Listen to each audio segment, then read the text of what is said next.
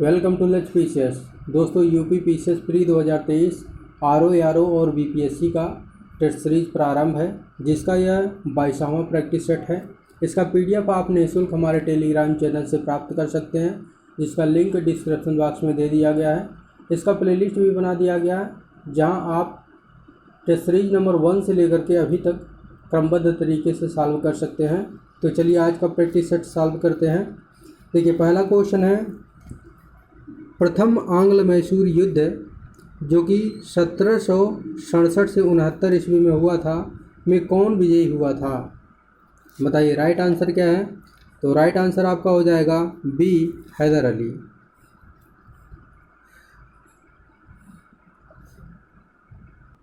देखिए, प्रथम आंग्ल मैसूर युद्ध 1767 से 69 ईस्वी में हुआ था और इसमें अंग्रेज़ों और हैदर अली के मध्य हुआ था। और अंग्रेज़ों की तरफ से निज़ाम और मराठे, ये जो है अंग्रेज़ों की तरफ थे। निज़ाम, मराठा और अंग्रेज़ों, इनकी जो है त्रिगुट थी। त्रिगुट जो है संधि इन्होंने किया था हैदर अली के विरुद्ध, लेकिन हैदर अली ने सूझबूझ के साथ इस त्रिगुट को भंग कर दिया। लेकिन अंग्रेज़ों की प्रारंभिक सफलता के कारण निज़ाम पुनः अंग्रेज़ों की ओर चला गया, किंतु हैदर अली उत्साहपूर्वक लड़ता रहा और 1768 में मंगलौर पर अधिकार कर लिया। 1769 में हैदर अली की सेना मद्रास तक पहुंच गई। अंग्रेज़ों ने विवश होकर के हैदर अली की शर्तों पर 1769 में मद्रास की संधि कर ली, जिसकी वजह से प्रथम आंग्ल मैसूर युद्ध समाप्त हो गया। राइट, तो प्रथम आंग्ल मैसूर युद्ध में हैदर अली ने अंग्रेज़ों को पराजित किया था। चलिए नेक्स्ट क्वेश्चन देखते हैं। देखिए, दूसरा प्रश्न है, निम्नलिखित में से कौन सुमेलित है? बताइए इसमें से कौन सुमेलित है। देखिए, ऑप्शन ए है प्रथम आंग्ल मैसूर युद्ध जो कि 1767 से 69 में हुआ था, हैदर अली पराजित हुआ था। तो अभी आप पढ़ चुके हैं, इसमें हैदर अली ने अंग्रेज़ों को पराजित किया था, तो ये वाला ऑप्शन आपका गलत हो जाएगा। बी वाला ऑप्शन है द्वितीय आंग्ल मैसूर युद्ध, हैदर अली ने अंग्रेज़ों को पराजित किया था, तो ये भी गलत है क्योंकि हैदर अली पराजित हो गया था। तृतीय आंग्ल मैसूर युद्ध, टीपू सुल्तान युद्ध जीता और अपना भूभाग अंग्रेज़ों को नहीं दिया, तो ये भी गलत है क्योंकि टीपू सुल्तान तृतीय आंग्ल मैसूर युद्ध में पराजित हो गया था। और डी है चतुर्थ आंग्ल मैसूर युद्ध, इसमें दिया है कि टीपू सुल्तान पराजित किया गया और युद्ध के मध्य दिवंगत हो गया, तो ये वाला ऑप्शन जो है राइट है। देखिए, प्रथम आंग्ल मैसूर युद्ध 1767 से 69 में हुआ था।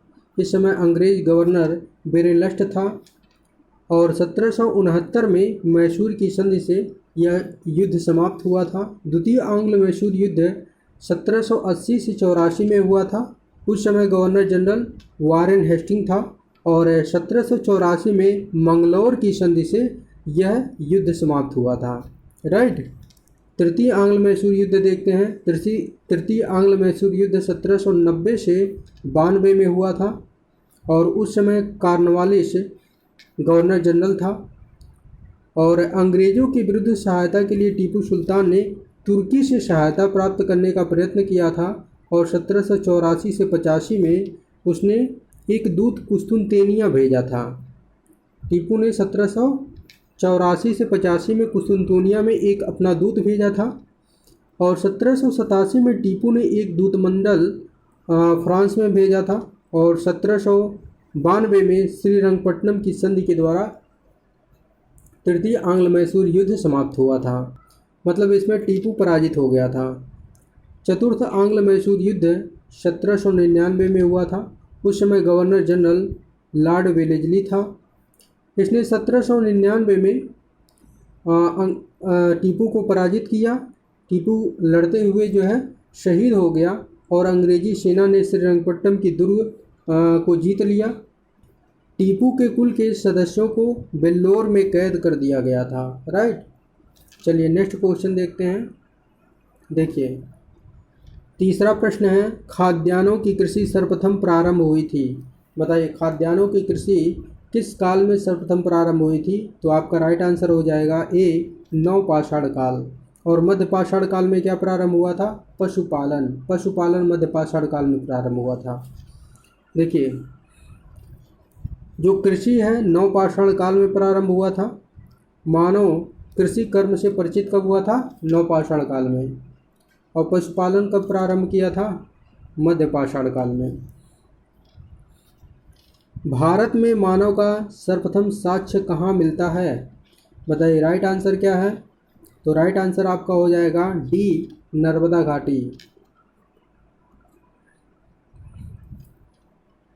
देखिए, भारत में मानव का सर्वप्रथम साक्ष्य मध्य प्रदेश के पश्चिमी नर्मदा क्षेत्र में हथनौर नामक स्थान पर प्राप्त हुआ है, जो कि होशंगाबाद में है। इसकी खोज अरुण शोनकिया द्वारा 1982 में किया गया था। राइट। देखिए, 5वां क्वेश्चन है, भारतीय संविधान का प्रथम प्रारूप तैयार किया गया था। बताइए, भारतीय संविधान का प्रथम प्रारूप किसके द्वारा तैयार किया गया था? तो आपका राइट आंसर क्या हो जाएगा? राइट आंसर है बी एन राव के द्वारा। देखिए, भारतीय संविधान के संवैधानिक सलाहकार बी एन राव थे। इनके द्वारा संविधान का पहला प्रारूप तैयार किया गया था, जिस पर विचार एवं परिवर्तन करके प्रारूप समिति द्वारा संविधान सभा के समक्ष संविधान का मसौदा प्रस्तुत किया गया। बी एन राव के मूल प्रारूप में 243 अनुच्छेद और 13 अनुसूचियां थीं। मतलब बी एन राव के द्वारा संविधान का एक प्रारूप तैयार किया गया था, जिस पर प्रारूप समिति द्वारा विचार किया गया और उसमें कुछ परिवर्तन के साथ उसको संविधान सभा के समक्ष प्रस्तुत किया गया। जब संविधान सभा ने उसको पारित कर दिया तो वही जाकर के संविधान बना।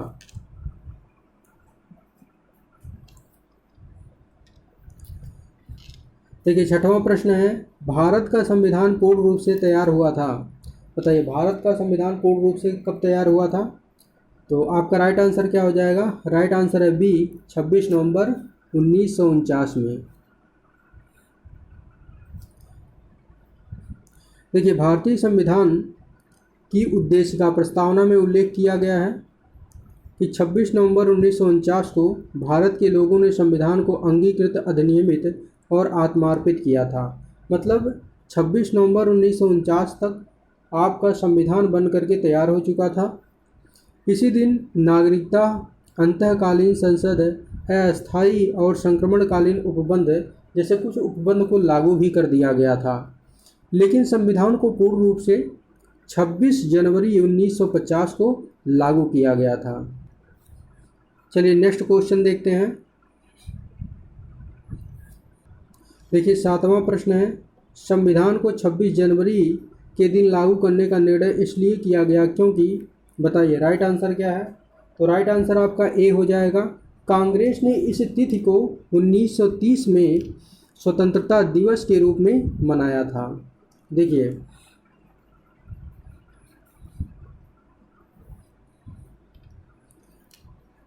भारतीय राष्ट्रीय कांग्रेस की लाहौर अधिवेशन जो कि हुआ था दिसंबर 1929 में, जिसकी अध्यक्षता जवाहरलाल नेहरू द्वारा की गई थी। इस अधिवेशन में पूर्ण स्वराज की घोषणा की गई थी और 26 जनवरी को स्वतंत्रता दिवस के रूप में मनाए जाने का संकल्प लिया गया था। और आज़ादी के पूर्व तक 26 जनवरी को स्वतंत्रता दिवस के रूप में मनाया जाता रहा, परंतु देश 15 अगस्त 1947 को आज़ाद हुआ और 15 अगस्त को स्वाधीनता दिवस के रूप में मनाया जाने लगा। जबकि स्वतंत्रता प्राप्ति के पश्चात 26 जनवरी की तिथि को अविस्मरणीय बनाने हेतु भारतीय संविधान को पूर्णतः 26 जनवरी 1950 को लागू किया गया। मतलब जो पहले स्वतंत्रता दिवस के रूप में मनाया जाता था 26 जनवरी, उसको अविस्मरणीय मतलब ऐतिहासिक दिन बनाने के लिए 26 जनवरी 1950 को संविधान लागू कर दिया गया। जबकि संविधान पूर्ण रूप से कब तैयार हो गया था? 26 नवंबर 1949 को ही तैयार हो गया था, लेकिन इसी कारण से उसको पूर्ण रूप से लागू नहीं किया गया था। और 26 जनवरी को आज हम गणतंत्र दिवस के रूप में मनाते हैं। चलिए नेक्स्ट क्वेश्चन देखते हैं।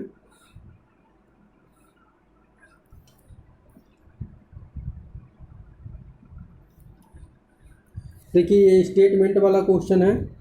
कथन ये है कि मरुस्थलीय पौधों के जड़ तंत्र काफ़ी लंबे होते हैं। तो बताइए राइट है या रॉन्ग है? बिल्कुल ये राइट है। कारण आर है कि मृदा का उच्च तापमान जड़ विकास को प्रोत्साहित करता है। बताइए राइट है या रॉन्ग है? ये रॉन्ग है, क्योंकि मृदा का उच्च तापमान जड़ विकास को प्रोत्साहित नहीं करता है, बल्कि जो जड़ होता है वो जल की खोज में काफ़ी नीचे तक चला जाता है, जिसकी वजह से जड़ का विकास होता है। तो आपका राइट आंसर क्या हो जाएगा? राइट आंसर है ए सही है, परंतु आर गलत है। तो आपका सी सही विकल्प है। देखिए मरुस्थलीय पौधों के अंतर्गत कैक्टस आता है, मदार आता है और घिक्वार आता है, इत्यादि पौधे आते हैं। और ये शुष्क वातावरण में अपना जीवन चक्र पूर्ण करने के लिए सक्षम होते हैं। और पौधों के जो जड़ तंत्र होते हैं, रूट सिस्टम जो होता है, वो मृदा से जल की खोज के लिए काफ़ी लंबा हो जाता है। इसके तने छोटे, रूपांतरित और कभी कभी भूमिगत होते हैं। राइट, चलिए नेक्स्ट क्वेश्चन देखते हैं। देखिए 9वां क्वेश्चन है, पौधे जो नमक युक्त मिट्टी में उगते हैं को क्या कहते हैं? बताइए राइट आंसर क्या है आपका? राइट आंसर है सी, हैलोफाइट कहा जाता है। देखिए लवण मृदोद्भिद जिसे हैलोफाइट कहते हैं, ये उच्च लवणता युक्त जल में पैदा होते हैं।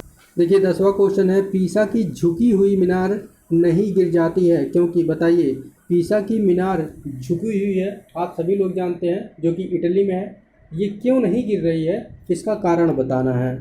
तो इसका कारण है गुरुत्व केंद्र से जाने वाली ऊर्ध्वाधर लाइन तल के अंदर रहती है। राइट, चलिए देखते हैं।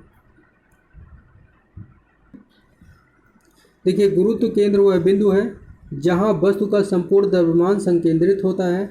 कोई भी वस्तु तब तक स्थिर रहती है जब तक गुरुत्व केंद्र से जाने वाली ऊर्ध्वाधर रेखा उसके तल से होकर के गुजरती है।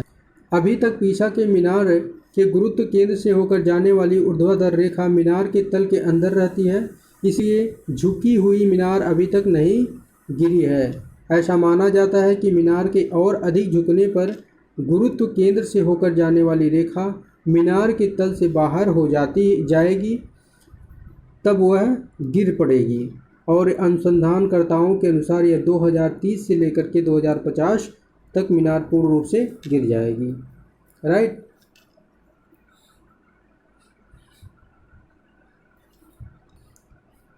देखिए ये क्वेश्चन आप लोगों के लिए है, इसका आंसर आप लोगों को कमेंट बॉक्स में देना है। मिलते हैं नेक्स्ट वीडियो में, तब तक के लिए जय हिंद, जय भारत।